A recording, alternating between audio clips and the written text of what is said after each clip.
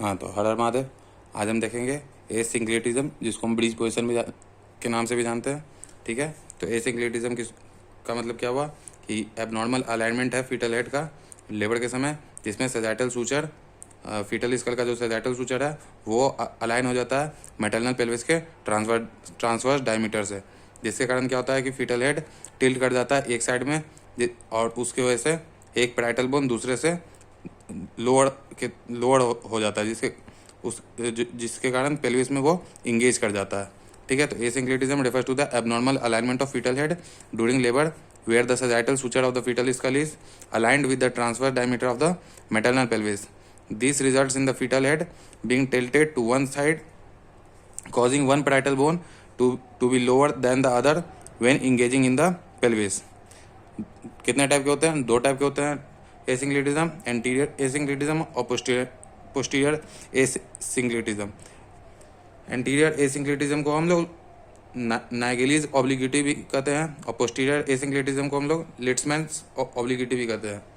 Anterior एसिंक्लेटिज्म में sagittal suture closure होता है सेक्रम के, और इसमें anterior parietal bone presenting part होता है। ये मोस्ट कॉमन होता है और लेस प्रॉब्लमेटिक होता है, क्योंकि ये अपने आप ही करेक्ट हो जाता है जब लेबर प्रोग्रेस करेगी आगे। और पोस्टीरियर एसिंक्लेटिज्म, इसमें सेजाइटल सूचर क्लोजर हो जाता है प्यूबिक सिम्फाइसिस के, और posterior parietal bone presenting part होता है। ये लेस कॉमन होता है बट मोर कंसर्निंग होता है, क्योंकि ये ऑब्स्ट्रक्टेड लेबर कॉज कर सकता है, जिसमें हमें फर्दर इंटरवेंशन की जरूरत पड़ सकती है। ठीक है, तो दो टाइप का एसिंक्लेटिज्म देखें, anterior and posterior asynclitism. Anterior को नाइगेलीज ऑब्लिगिटी भी कहते हैं। In this the sagittal suture is closer to the sacrum and the anterior parietal bone is the presenting part. This type is most common and generally less probability because it can correct itself as the labor progress. Posterior asyncletism, also known as Leishman's obliquity. In this, the sagittal suture is closer to the pubic symphysis and the posterior parietal bone is the presenting part. This type is less common but more concerning as it may cause obstructed labor and require intervention. ठीक है, अब clinical presentation क्या है? Clinical presentation will show irregular progress of labour, क्योंकि एसिंक्लेटिज्म arrested labour को बढ़ा सकता है, क्योंकि इनएफिशिएंट इंगेजमेंट हुआ है फीटल हेड का, तो उसके कारण इरेगुलर प्रोग्रेस ऑफ लेबर देखने को मिलेगा। वेजाइनल एग्जामिनेशन फाइंडिंग में हमें सेजाइटल सूचर क्लोजर देखने को मिलेगा, आइदर सेक्रम पे या प्यूबिक सिम्फाइसिस पे, जो कि सेंट्रली प्लेस्ड होना चाहिए था। और कैप्यूट सक्सीडेनम का मतलब होता है कि लोकलाइज स्वेलिंग देखने को मिलेगा फिटल के स्कैल्प पे, जो कि प्रेजेंटिंग पैराइटल बोन का पार्ट होगा। तो clinical presentation will show irregular progress of labour as asynclitism can lead to prolonged और arrested labour due to inefficient engagement of the fetal head. Vaginal examination finding will show sagittal suture is closer to either sacrum or pubic symphysis instead of being centrally placed. And capitis capitism means a localized swelling of the fetal scalp may form over the presenting parietal bone. इसमें हम लोग तीन type का treatment करते हैं। Observation करेंगे, maternal positioning करेंगे या असिस्टेड डिलीवरी करेंगे।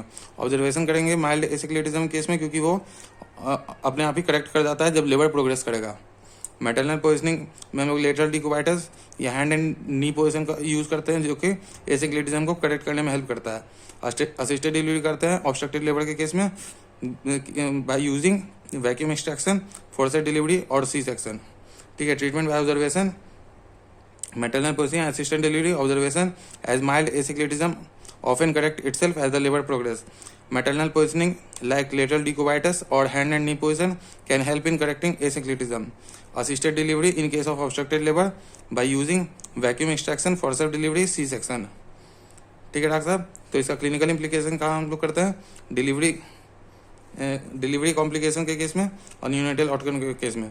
डिलीवरी प्रोग्रेशन, क्योंकि अगर एसिंक्लेटिज्म परसिस्टेंट है तो वो क्या कर सकता है कि लेबर डिस्टोसिया को इंक्रीज कर सकता है, जिसके कारण हमें ऑपरेटिव डिलीवरी की नीड पड़ सकती है।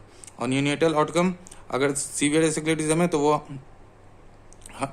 न्यूनेट में क्या कर सकता है कि ट्रॉमा कर सकता है फीटल हेड का, प्रोलॉन्ग लेबर को कंट्रीब्यूट कर सकता है और न्यूनेटल कॉम्प्लिकेशन के रिस्क को इंक्रीज कर सकता है।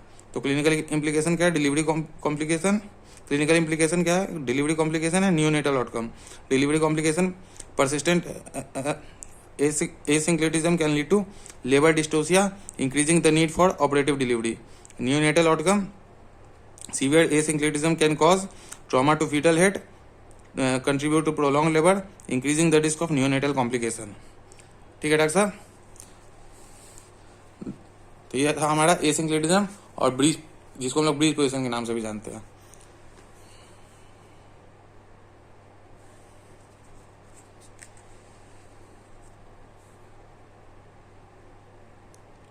ठीक है डॉक्टर साहब, हर हर महादेव, जय बोले की।